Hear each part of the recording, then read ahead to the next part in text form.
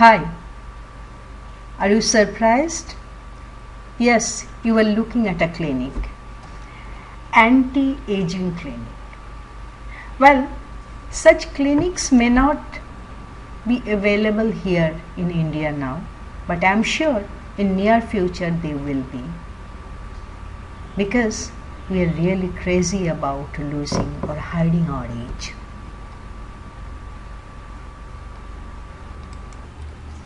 Throughout the last semester, we were studying all boring things: physiology, pharmacology, microbiology, and whatnot.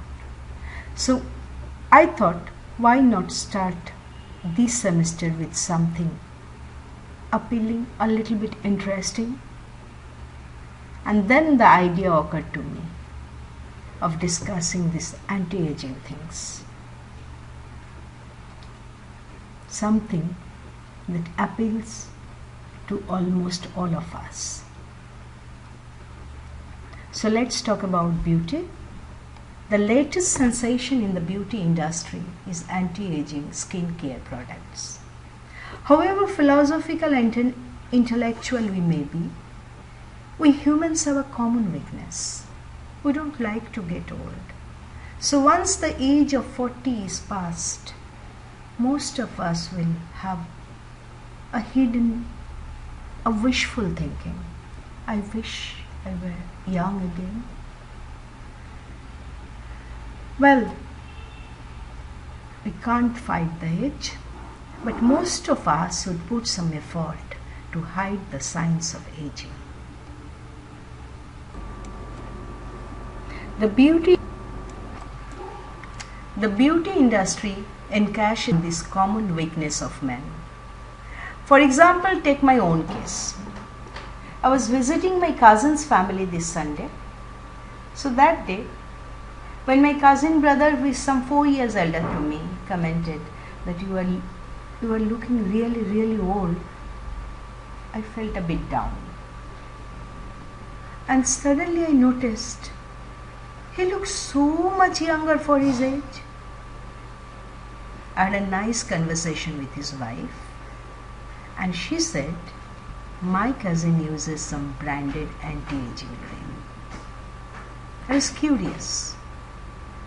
I was curious about the price of that product. It was damn costly.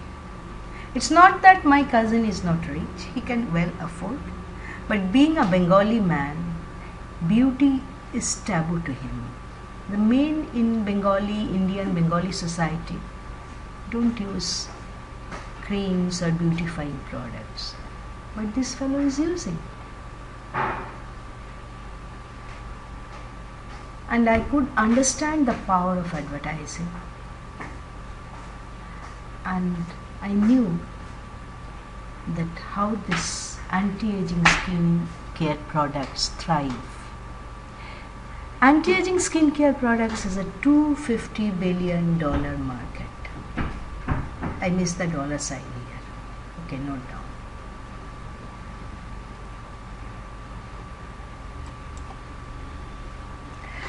I'm a pharmacist, so my curiosity was awakened. My common sense says skin is a reflection of inner health. So how can something applied externally improve it? But when I googled the internet and found some interesting information, I think it may be helpful to others also, so I am sharing with you.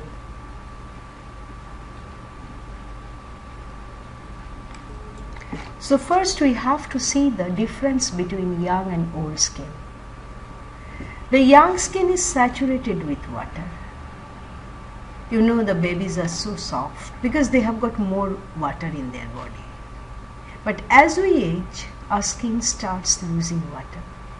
The suppleness of the skin depends on the quality of 3 layers: epidermis, the outermost layer; dermis, the middle layer; and hypodermis. Of the 3 layers, the outermost layer is the most affected by the moisture. The middle layer, that is dermis, holds 2 important proteins that are extremely important to keep our skin resilient. You know, When you stretch your skin, as soon as you release the pressure, it gets back to the normal shape. That is because of these two proteins, elastin and collagen. These fibrous proteins fight the wear and tear of daily life and keep the skin supple. But with age, we lose these proteins too. Skin becomes thin, dry, and unable to retain sufficient water to give that glossy look.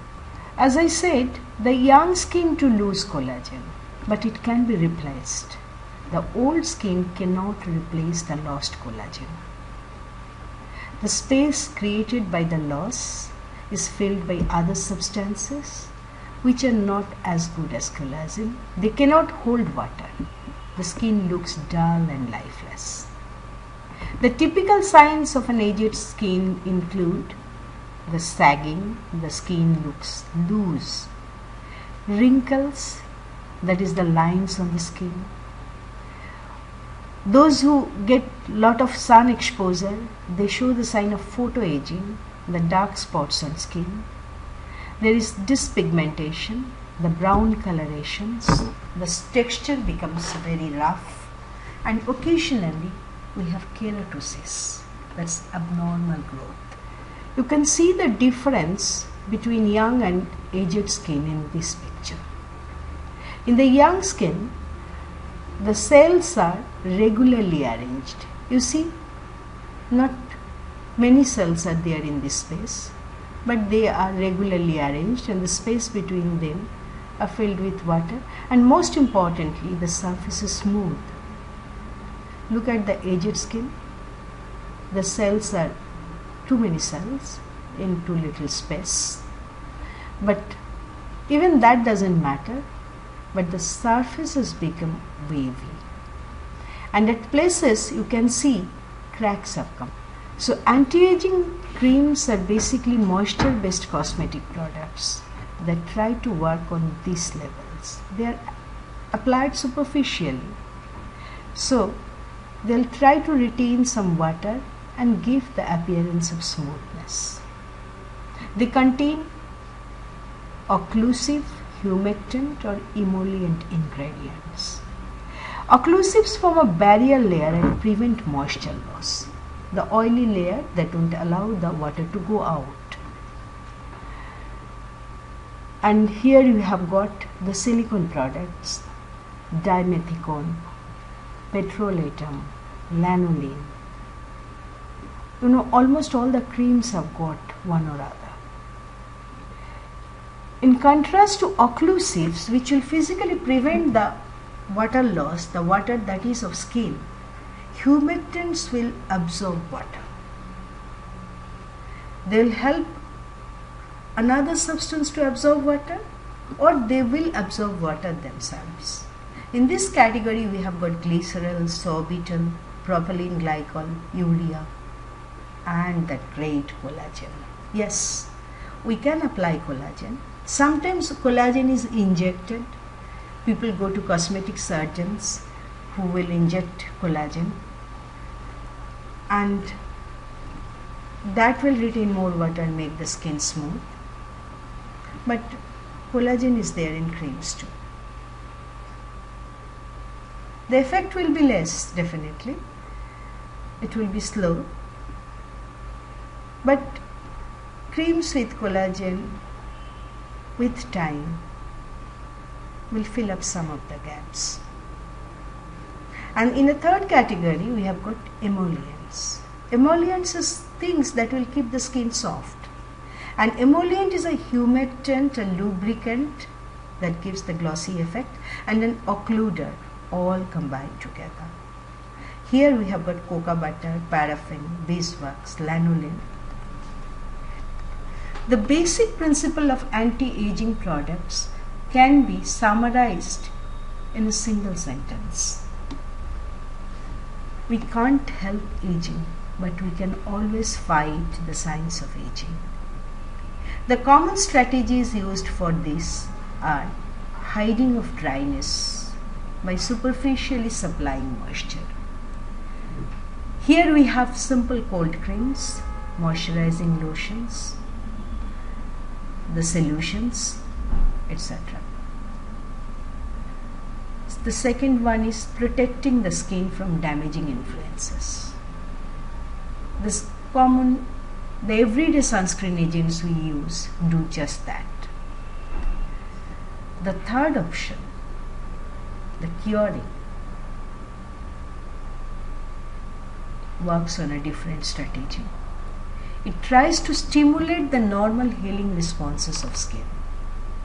Here we have the fabulously expensive products, growth factors, hormones, and serums. They are actually medicines and should be used under medical supervision.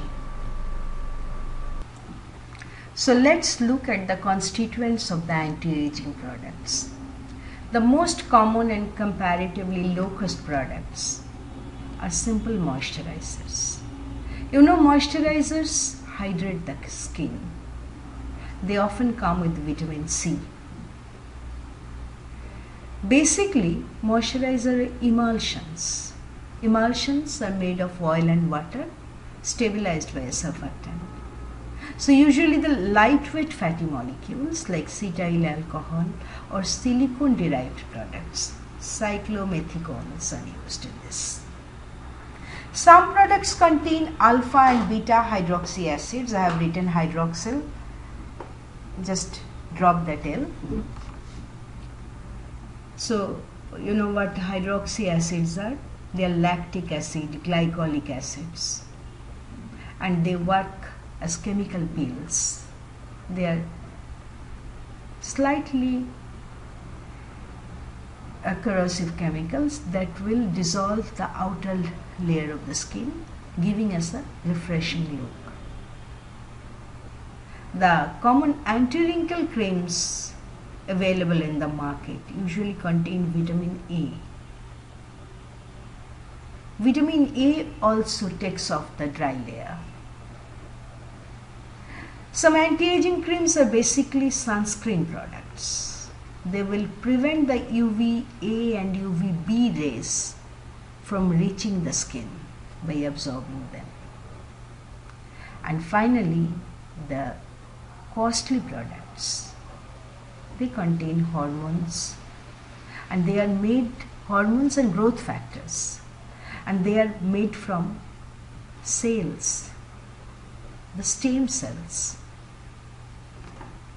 Stem cells are a rich source of these molecules. So the cells are extracted for these molecules, and these molecules are included in serums or creams. Of course, protection is a challenging job. So when they reach the living layer of the skin, that is just beneath the dry epidermal layer, the normal healing response will be triggered. So let's have a quick look at the active ingredients of the anti-aging products. These are vitamin C, vitamin A or epidermal growth factors, the costly ones, alpha and beta hydroxy acids, caffeine, coenzyme Q10, the common salicylic acid, and hyaluronic acid. Anti-aging skincare may be a billion-dollar beauty industry, but there is a different school limiting their progress. They believe in home care to retain beauty, and they too have good scientific rationale backing their hypothesis. You know, wrinkle, the most telltale sign of aging, occur due to the slackening or loosening of the blood current, and this loose blood current will weaken the tissues. Massaging the skin with oily substances gently will ensure a smooth blood supply and keep the tissue strong. Anti-wrinkle serums are light, fast absorbing liquids. They usually contain albumin obtained from cattle blood, and many people, when they think of the source that some cattle was murdered to obtain the blood and the extract of the blood cells are being applied, we have a psychological setback. But with egg, which is an everyday food item, this thought normally don't come. So they try applying the homemade albumin pack, that is egg white, to supply the albumin rather than the cattle blood. The product obtained from the cattle blood. And third, drinking lots of water keeps the body hydrated and skin drying is delayed. So in this category, you can use fruits also. Fruits are rich sources of vitamin, so applying the fruit juices should give the same effect as that of the costly creams, especially the avocado and pomegranate. At this moment, I am applying home care. So please observe me, and if you see some changes in my external appearances, please drop a note. I'll be thankful. Thanks for the patient hearing.